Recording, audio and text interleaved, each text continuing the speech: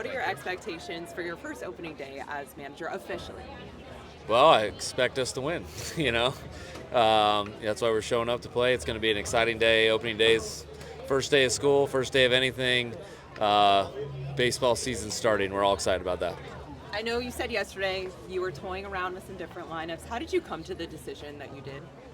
um, it's pretty easy with the players that we have to put them in the lineup and then decide where they're going to bat. So, as you can see, our best players are batting at the top, and our really good players are right behind them.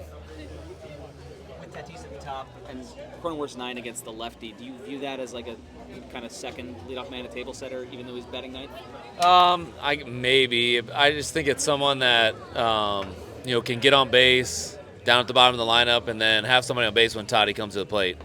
For Means down there also, like those two guys had the best spring training. So, and they're batting 8th and 9th in our lineup. So we got a deep lineup, and excited to see how they show out today.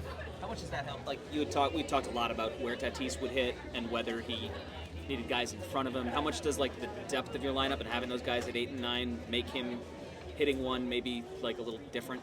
Yeah, it does make it a little bit different.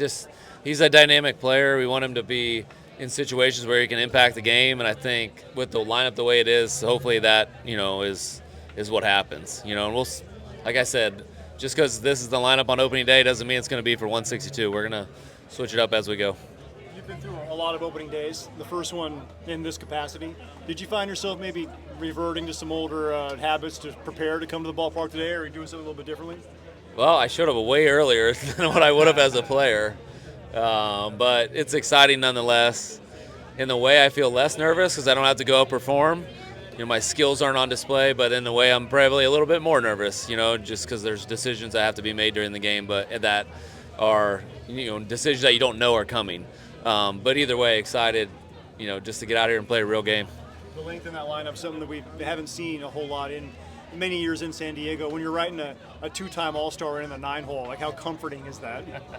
Yeah, Jake's a great player, and him batting ninth is not indicative of the type of spring training he had, the type of player he is.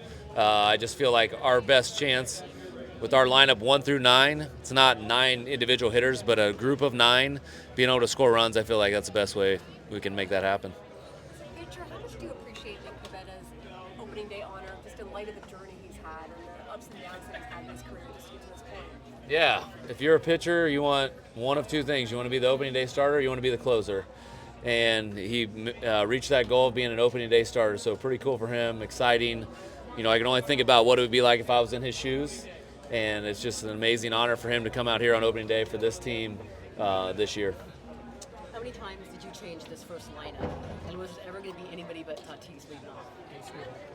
Yeah, a million times for spring training. I think I put about a different lineup throughout spring training the whole entire time. So we were constantly seeing who looked good in the leadoff spot. Tatis was gone for a long time, so we got to try a lot of different things. In the end, he led off for us a bunch last year. He led off for Team Dominican Republic the entire World Baseball Classic. They did pretty well offensively. We felt like he was our best chance against left-handed pitching. Did that sway you at all or convince you at all, seeing what he did in that leadoff spot for WBC in the WBC? Not really. I believe Fernando can do about anything, and so whether he's batting leadoff, second, third, fourth, he could hit well in any spot and impact the game in any spot. How does he impact our team collectively? I think that's in the leadoff spot, especially today. You had a few guys for kind of the first base DH, you had a few options there, and you ended up with Gavin against the left-hander. What kind of went into that decision? Yeah, I felt Gavin, similar to Nick, getting the opening day nod as a starting pitcher. Gavin has earned that right to get the opening day start at first base. He's a leader, a connector on our team, someone we trust heavily, and he had a great spring training. He was one of our hottest hitters at the end, and so I felt like he deserved the start at first base no matter who was on the mound for the opposing team. With the bullpen, obviously, Mason as the ninth, do you believe that guys should have defined roles outside of that? Like one guy handles the 8th inning, one guy handles the 7th inning, or is it more of a matchup type base where you're going to use guys this year?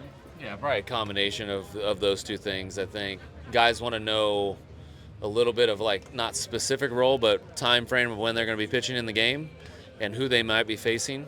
And then, so like that's kind of your roles and your matchups at the same time. So we want certain guys facing certain hitters, and we want certain guys pitching at a certain point in the game.